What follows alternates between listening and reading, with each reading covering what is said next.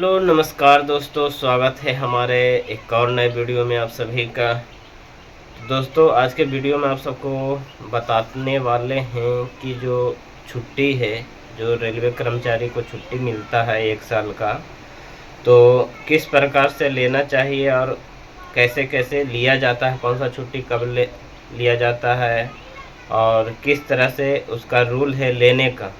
जैसे एलएपी हो गया, सीएल हो गया, सीक हो गया, एनएच हो गया, चाहे सीआर हो गया, तो इन सब छुट्टी को किस तरह से लिया जाता है, कब लिया जाता है, आज के वीडियो में यही बताएंगे। और एक भाई का कमेंट था, अभी उनका नया नया ज्वाइनिंग हुआ है, ठीक है, तो उनका पूछना था कि जो रेलवे कर्मचारी हैं, ग्रुप डी का स्टाफ हो गया, चाहे कोई सा भी कर्मचारी हो गया, उनको 1 साल में कौन कौन सा छुट्टी मिलता है और कितना मिलता है।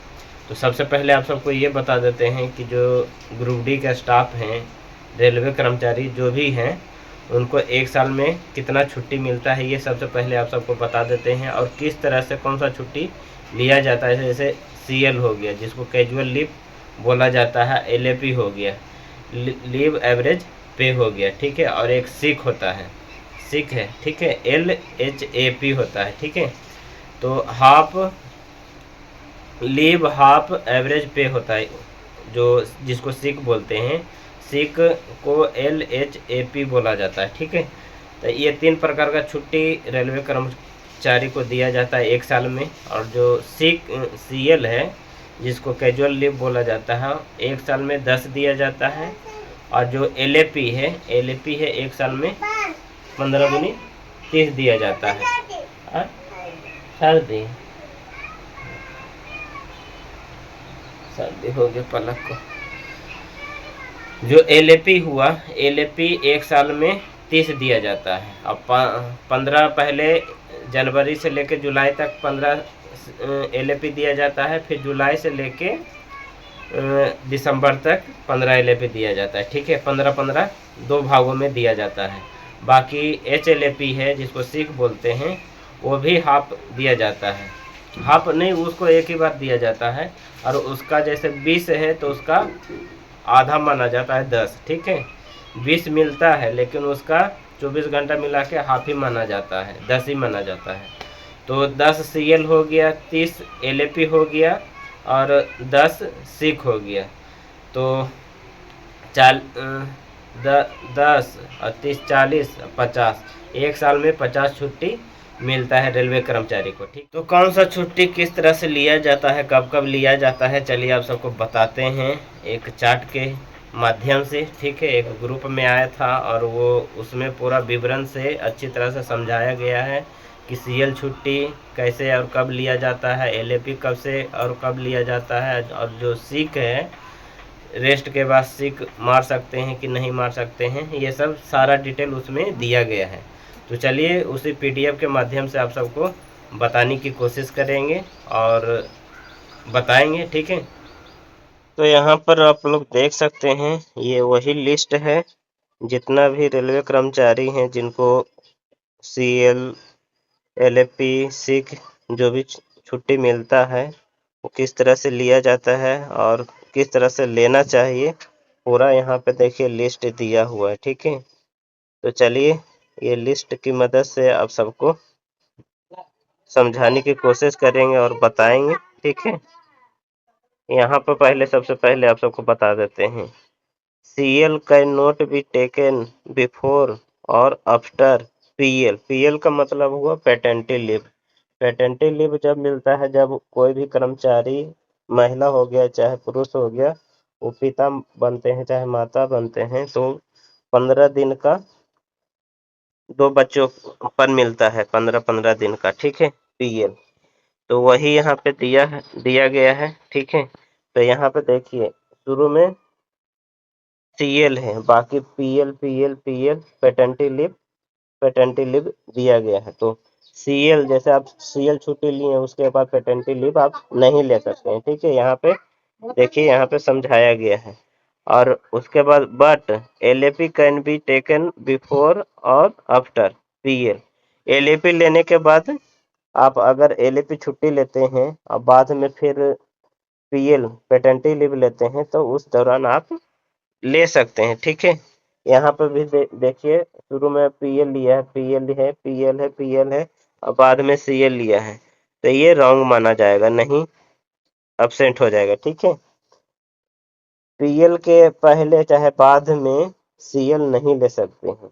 और वही है राइट, देखिए यहाँ पे राइट दिया गया है, एलएपी अगर पहले लेते हैं उसके बाद पीएल लेते हैं, पेटेंटी लीव लेते हैं, फिर उसके बाद एलएपी लेते हैं, तो ये माना जाएगा। ठीक है, जैसे आपका एलएपी है, एलएपी छुट्टी लेके गए, ठीक है, फैमिली को देखने के लिए, फिर उसी दौरान आप पेटेंटी लीव लेना चाहते हैं 15 दिन का, तो उस दौरान एलएपी के बाद पेटेंटी लीव ले सकते हैं। ठीक है, बाद में भी और पहले भी। यहाँ पे भी देखिए दूसरा नंबर में यहाँ पे पीएल पीएल एलएपी के बाद पीएल पीएल ले सकते हैं पूरा, तो ये राइट माना जाएगा।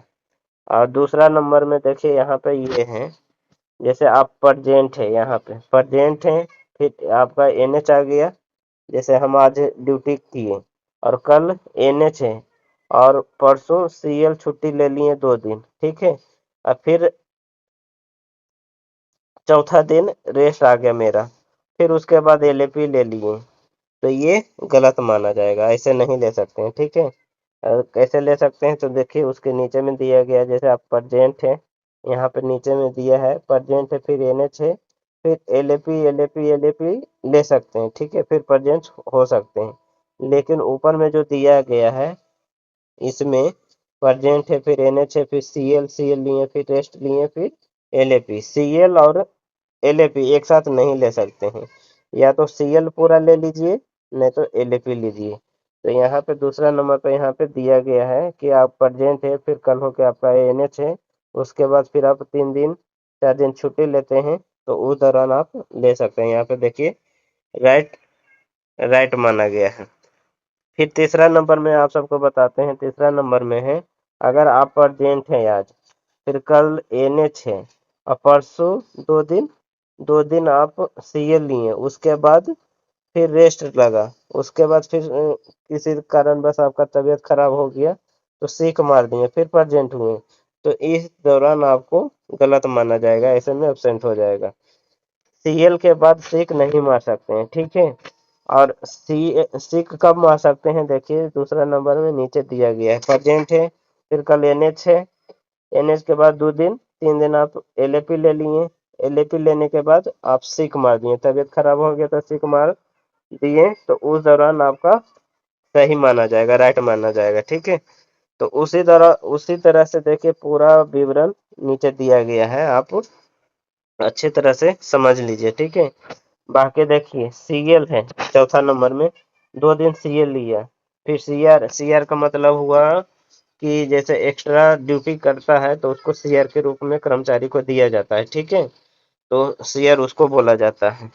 तो सीएल छुट्टी लिया चौथा नंबर में, मैं आप सबको बता रहा हूँ, सीएल 2 दिन लिया, फिर 2 दिन सीआर लगाया, सीआर जो रेस्ट था उसका सीआर लगाया, फिर बाद में एलएपी 2 दिन लगा दिया। ठीक है, 2 दिन एलएपी ले लिया, फिर उसका रेस्ट बनता है जो मिला, फिर प्रेजेंट हुआ, तो ऐसे में रॉन्ग माना जाएगा। ठीक है, गलत माना जाएगा, ऐसे में ऐसा नहीं ले सकते हैं।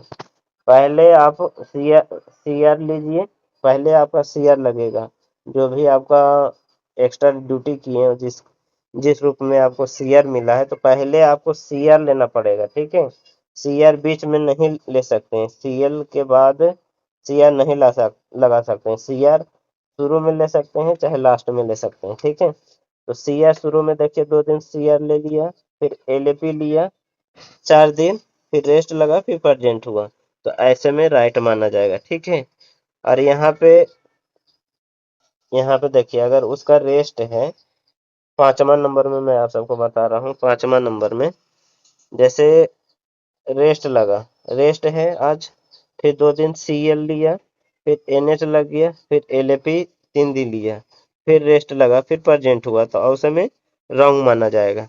ऐसे माना जाएगा जैसे आपका रेस्ट है, फिर 4 दिन 5 दिन आप एलएपी लिए, फिर रेस्ट लगा, शुरू और लास्ट में एलएपी के शुरू और लास्ट में रेस्ट लगा सकते हैं, लेकिन सीएल के सीएल के शुरू में और फिर एनएच लग गया उसके बाद एलएपी नहीं ले सकते हैं, ऐसे में रॉन्ग माना जाएगा। ये 5वां नंबर में दूसरा देखिए ठीक है। बाकी 6ठा नंबर का मैं आप सबको बता रहा हूँ।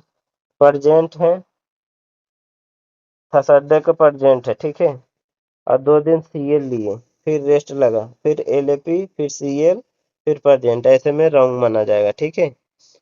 एलएपी और सीएल एक साथ नहीं ले सकते हैं, चाहे पहले आप एलएपी ले लीजिए नहीं तो सीएल लीजिए, ऐसे लीजिएगा तो फिर आपका गलत माना जाएगा। उसके नीचे भी देखिए दिया गया प्रजेंट, फिर एलएपी एलएपी एलएपी फिर प्रजेंट हुआ, ऐसे में राइट माना जाएगा।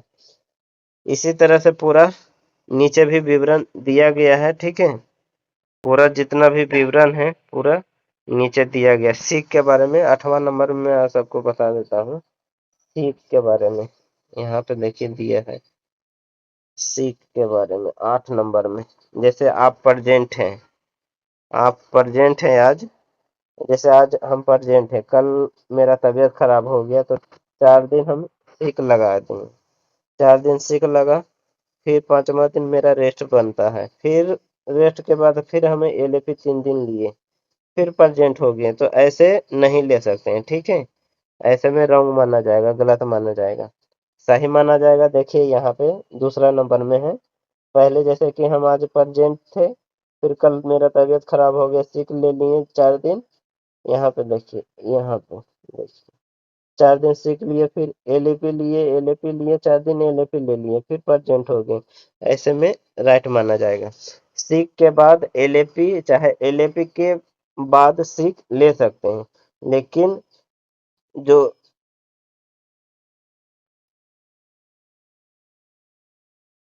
जो सीख है, सीख के बाद जैसे यहाँ पे है, जैसे 8वां नंबर में तीसरा पॉइंट मैं आप सबको बताता हूँ। जैसे प्रेजेंट है तो फिर 4 दिन सीख लगा, फिर रेस्ट लगा, फिर प्रेजेंट हो गए, तो ऐसे में राइट माना जाएगा। सीख में देखिए लफड़ा ये है कि 8वां नंबर में पहला कॉलम में आप सबको दिखा रहा हूँ। जैसे प्रेजेंट है आज और 4 दिन सीख लगा, फिर रेस्ट लगा, रेस्ट के बाद आपको ड्यूटी करना ही करना है, ठीक है। रेस्ट जहाँ पे लगता है, जैसे 4 दिन सीख लगा, उसके बाद रेस्ट आपका बनता है, जिस दिन प्रॉपर रेस्ट बनता है उस दिन आप रेस्ट ले लिए, उसके बाद फिर छुट्टी आप एलएपी नहीं ले सकते, नहीं सीएल ले सकते हैं, ठीक है। लगातार आपका प्रेजेंट होना चाहिए, अगर छुट्टी लेते हैं तो उस समय आपको रॉन्ग माना जाएगा। और दूसरा कॉल 8 नंबर में दूसरा कॉलम मैं आप सबको दिखाता हूँ। 4 दिन सीख लगा, सीख के बाद फिर लगातार एलएपी अगर लेते हैं, बीच में रेस्ट नहीं बनता है, लगातार एलएपी लेते हैं रेस्ट के दिन भी, तो उस समय आपको राइट राइट माना जाएगा, ठीक है। तो इस प्रकार से छुट्टी का विवरण है, आप अच्छी तरह से पूरा डिटेल देख लीजिए, ठीक है, वीडियो रोक के, और किस तरह से कौन सा छुट्टी लिया जाता है, किसके बाद कौन सा छुट्टी लेना चाहिए कि नहीं लेना चाहिए, पूरा इसमें पूरा डिटेल दिया गया है, ठीक है। तो यही मैं आप सबको समझाने की और बताने की कोशिश किया।